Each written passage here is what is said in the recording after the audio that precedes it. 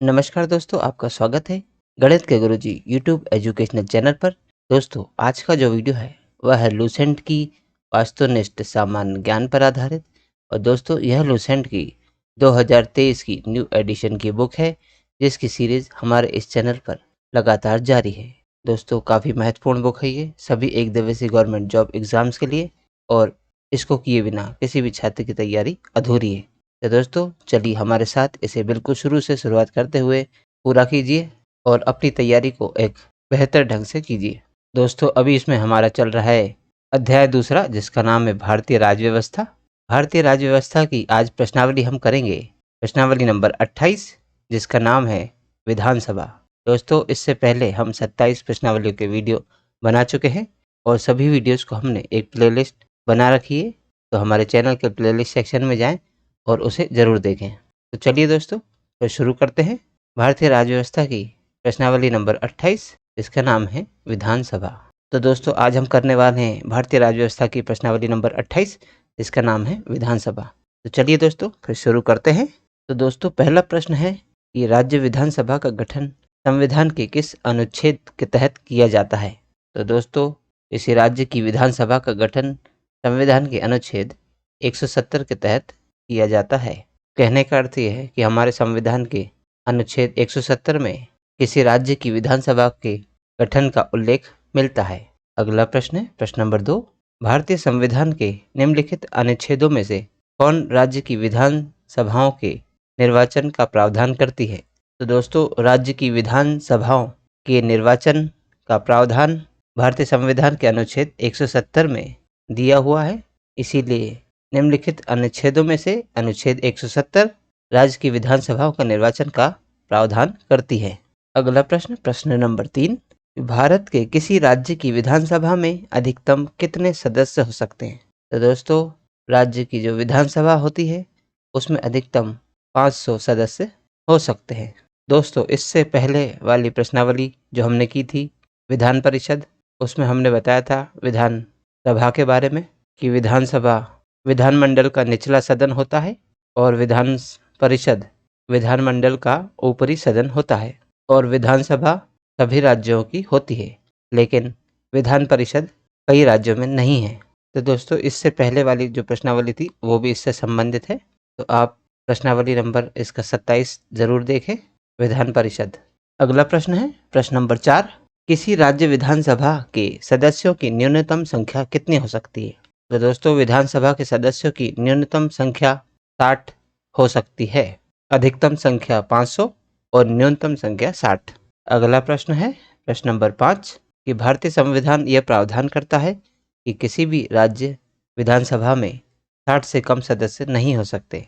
निम्नलिखित में से कौन सा राज्य इसका अपवाद है। तो दोस्तों, इससे पहले वाले प्रश्न में प्रश्न नंबर 4 में हमने पढ़ा था कि किसी भी राज्य की विधानसभा के सदस्यों की न्यूनतम संख्या 60 होती है, लेकिन सिक्किम राज्य में विधानसभा के सदस्यों की न्यूनतम संख्या 32 है, जो कि 60 से कम है। इसीलिए सिक्किम राज्य को इसका अपवाद कहा गया है।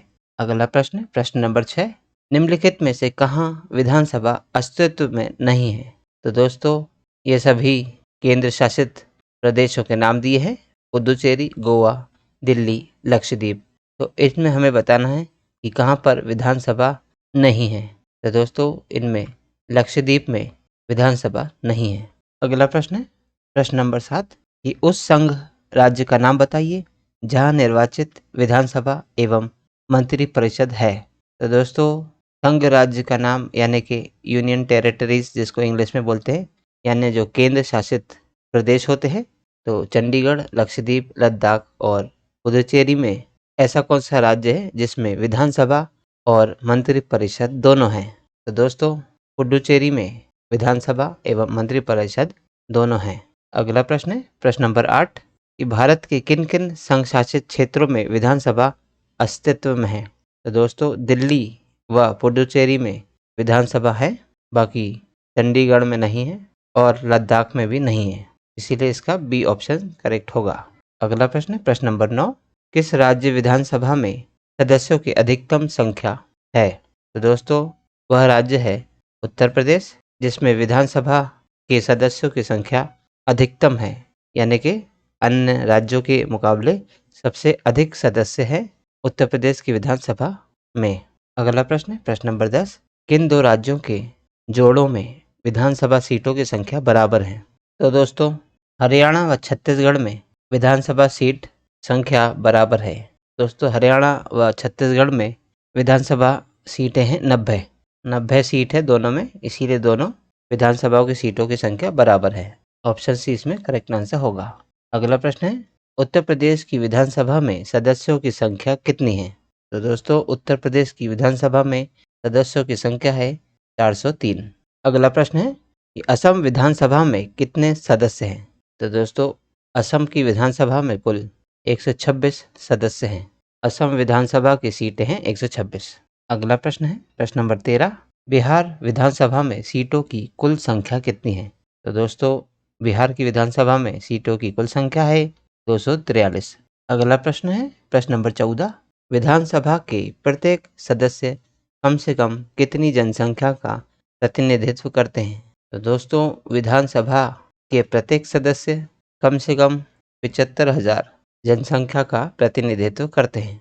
तो दोस्तों कहने का अर्थ ये है कि किसी राज्य की विधानसभा में उतनी ही सीटें होती हैं, यानी कि जितनी भी सीटें होती है प्रत्येक सदस्य 75,000 जनसंख्या का प्रतिनिधित्व करता है, यानी कि प्रत्येक 75,000 जनसंख्या पर एक सदस्य विधानसभा में चुना जाता है। अगला प्रश्न प्रश्न नंबर 15। सामान्यतः विधानसभा का कार्यकाल कितने वर्ष का होता है? तो दोस्तों विधानसभा का कार्यकाल होता है 5 वर्ष का। 5 वर्षों का कार्यकाल होता है विधानसभा के सदस्यों का। अगला प्रश्न है प्रश्न नंबर 16। केंद्र शासित प्रदेश जम्मू कश्मीर की विधानसभा का कार्यकाल कितना है? तो दोस्तों जम्मू कश्मीर की विधानसभा का कार्यकाल भी 5 वर्ष का है। जम्मू कश्मीर जो कि केंद्र शासित प्रदेश है की विधानसभा का कार्यकाल 5 वर्ष है। अगला प्रश्न प्रश्न नंबर 17। राष्ट्रीय आपातकाल के उद्घोषणा के प्रवर्तन रहने की स्थिति में विधानसभा की अवधि को कितने समय के लिए बढ़ाया जा सकता है? तो दोस्तों राष्ट्रीय आपातकाल के समय विधानसभा की अवधि को 1 वर्ष तक के समय के लिए बढ़ाया जा सकता है। वैसे 5 वर्षों का होता है, तो यदि राष्ट्रीय आपातकाल लागू होता है तो विधानसभा की अवधि को 1 वर्ष तक बढ़ाया जा सकता है। अगला प्रश्न प्रश्न नंबर 18। सर्वप्रथम किस राज्य की विधानसभा का विघटन उसकी प्रथम बैठक होने से पहले ही कर दिया गया? तो दोस्तों वह राज्य था केरल राज्य, जिसकी विधानसभा का विघटन उसकी प्रथम बैठक होने से पहले ही कर दिया गया था। अगला प्रश्न प्रश्न नंबर 19 है कि विधानसभा का सदस्य बनने के लिए न्यूनतम आयु कितनी होना आवश्यक है? दोस्तों विधानसभा का सदस्य बनने के लिए 25 साल न्यूनतम आयु होना आवश्यक है। अगला प्रश्न प्रश्न नंबर 20 है कि विधानसभा की गणपूर्ति यानी कोरम कुल संख्या का कितना हिस्सा है? तो दोस्तों विधानसभा की गणपूर्ति यानी कि कोरम कुल संख्या का 1/10वां हिस्सा होता है, जिसे हम 10% कहते हैं। अगला प्रश्न है प्रश्न नंबर 21। विधानसभा का सत्र वर्ष में कम से कम कितनी बार आहूत किया जाना आवश्यक है? विधानसभा का सत्र वर्ष में कम से कम 2 बार आहूत किया जाना आवश्यक है। कहने का अर्थ यह है कि विधानसभा का सत्र 1 वर्ष में कम से कम 2 बार लगना आवश्यक है।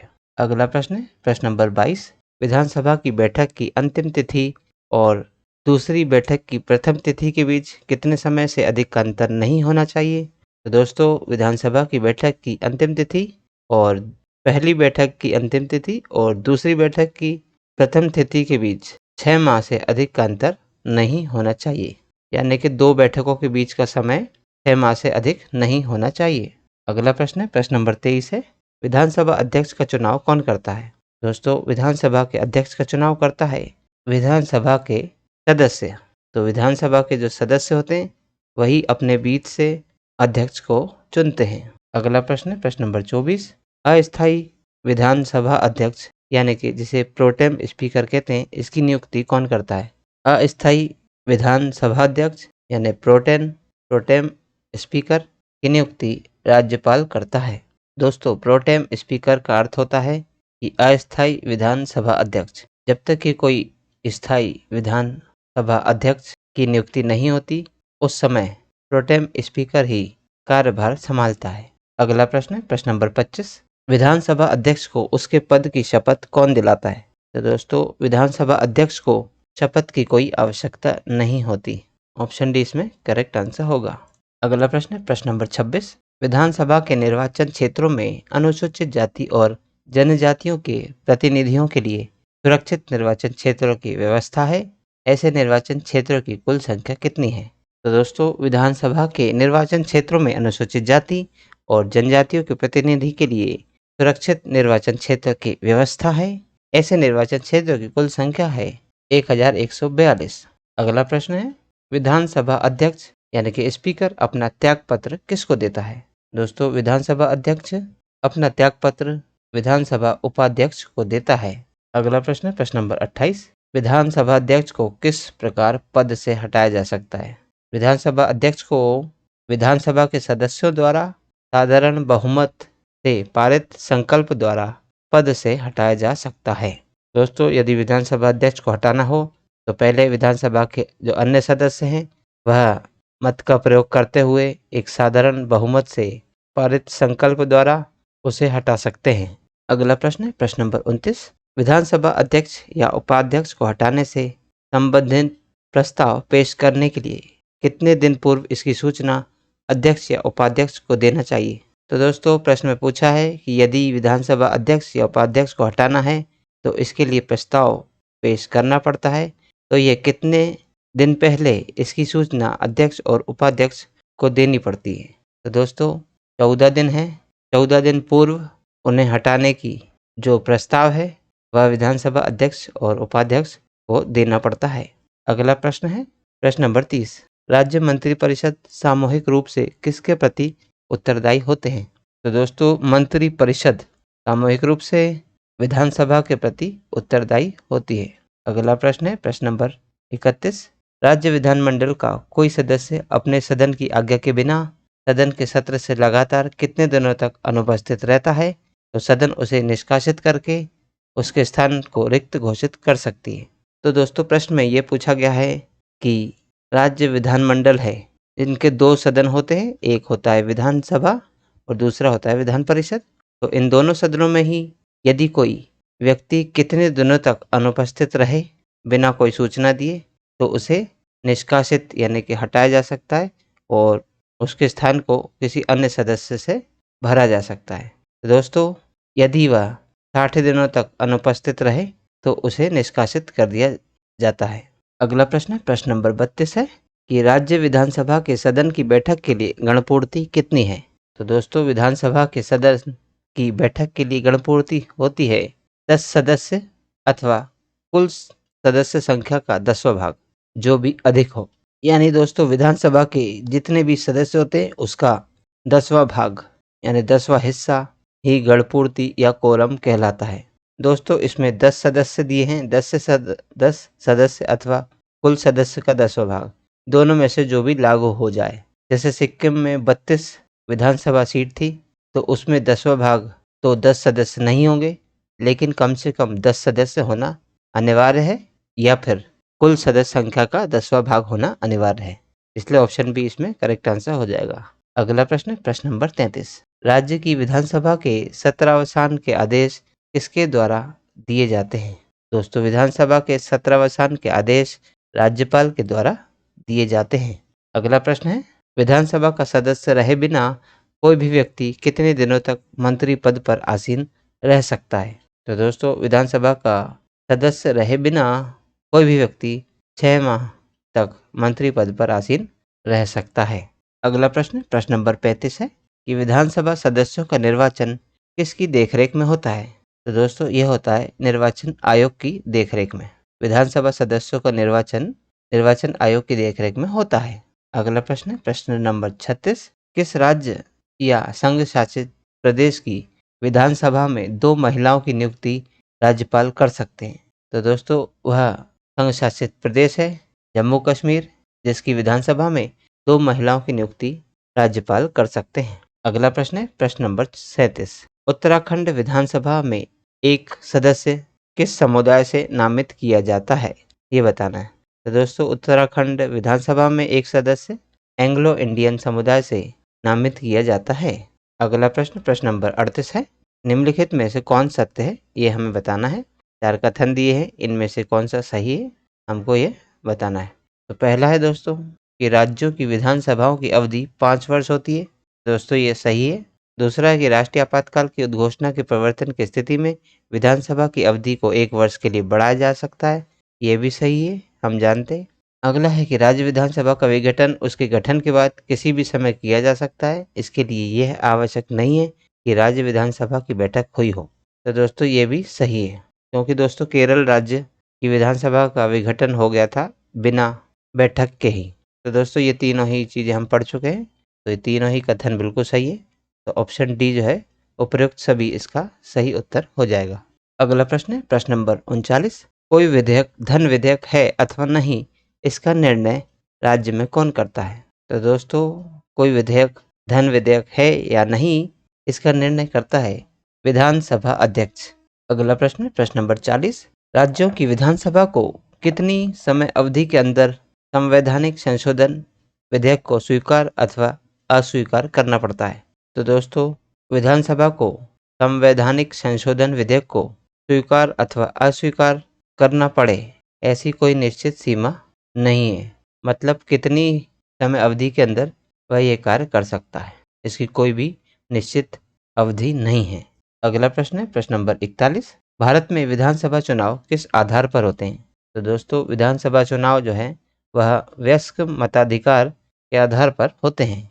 अगला प्रश्न प्रश्न नंबर 42। यदि किसी राज्य विधानसभा के निर्वाचन में निर्वाचित घोषित होने वाले प्रत्याशी अपना क्षिप्त राशि खो देता है तो उसका अर्थ क्या है? तो दोस्तों विधानसभा के निर्वाचन में निर्वाचित या घोषित होने वाला प्रत्याशी अपना क्षिप्त राशि खो देता है तो उसका अर्थ यह है कि निर्वाचन लड़ने वाले प्रत्याशियों की संख्या बहुत अधिक थी। अगला प्रश्न प्रश्न नंबर 43। किसी विधानसभा में कोई धन विधेयक निम्न में से किसकी अनुमति के बिना प्रस्तुत नहीं किया जा सकता? विधानसभा में कोई धन विधेयक राज्यपाल की अनुमति के बिना प्रस्तुत नहीं किया जा सकता। अगला प्रश्न प्रश्न नंबर 44 है कि राज्यों में मनी बिल कहाँ प्रस्तुत किया जा सकता है? दोस्तों राज्यों में मनी बिल यानी कि वित्त विधेयक केवल विधानसभा में प्रस्तुत किया जा सकता है। अगला प्रश्न प्रश्न नंबर 45 है कि विधानसभा में किसी दल के निर्वाचित सदस्यों के दल बदल पर निम्नलिखित में से किसने प्रतिबंध लगाया है? दोस्तों किसी दल के निर्वाचित सदस्यों के दल बदल यानी कि वह एक दल से दूसरे दल में स्थानांतरित को दल बदल कहते हैं। तो यह किसने प्रतिबंधित किया था? तो दोस्तों यह प्रतिबंधित हुआ था संविधान के 52वें संशोधन कानून के द्वारा कि कोई भी चुना हुआ सदस्य अपना दल नहीं बदल सकता। अगला प्रश्न प्रश्न नंबर 46 है कि राज्य विधानसभाओं में आंग्ल भारतीय समुदाय के लिए प्रतिनिधित्व का प्रावधान भारत के संविधान के किस अनुच्छेद द्वारा किया गया है? तो दोस्तों किसी भी राज्य की विधानसभाओं में आंग्ल भारतीय समुदाय के लिए प्रतिनिधित्व का प्रावधान किया गया है हमारे भारतीय संविधान के अनुच्छेद 333 के तहत। अनुच्छेद 333 में यह उल्लेख है कि विधानसभाओं में आंग्ल भारतीय समुदाय के भी सदस्यों का होना आवश्यक है। अगला प्रश्न प्रश्न नंबर 47 है कि भारत के निम्नलिखित राज्यों में से किस राज्य की विधानसभा की सीटों की संख्या सर्वाधिक है? तो दोस्तों ये 4 नाम दिए हैं, इनमें से सबसे ज़्यादा जो विधानसभा की सीटें हैं वह है पश्चिम बंगाल में। दोस्तों पश्चिम बंगाल में 292 विधानसभा सीटें हैं, जो कि इन सभी राज्यों की अपेक्षा सर्वाधिक है। अगला प्रश्न प्रश्न नंबर 48 है कि राज्य विधानसभा तथा लोकसभा में महिलाओं के लिए आरक्षण बिल में कितने आरक्षण की बात कही गई है? दोस्तों राज्य की विधानसभा या जो देश की लोकसभा है उसमें महिलाओं के लिए जो आरक्षण बिल है उसमें 33% आरक्षण की बात कही गई है। ऑप्शन डी इसमें करेक्ट आंसर होगा। दोस्तों आज की इस प्रश्नावली में कुल 48 प्रश्न थे जो अब पूरे हो चुके हैं। दोस्तों यदि आज की वीडियो का पीडीएफ चाहते हैं या हमारे यूट्यूब के सभी वीडियोस का पीडीएफ चाहते हैं तो आप हमारे टेलीग्राम चैनल से जुड़ सकते हैं। दोस्तों टेलीग्राम चैनल से जुड़ने के लिए नीचे दिए गए मोबाइल नंबर पर आपको संपर्क करना होगा। व्हाट्सएप मैसेज करें या कॉल करें।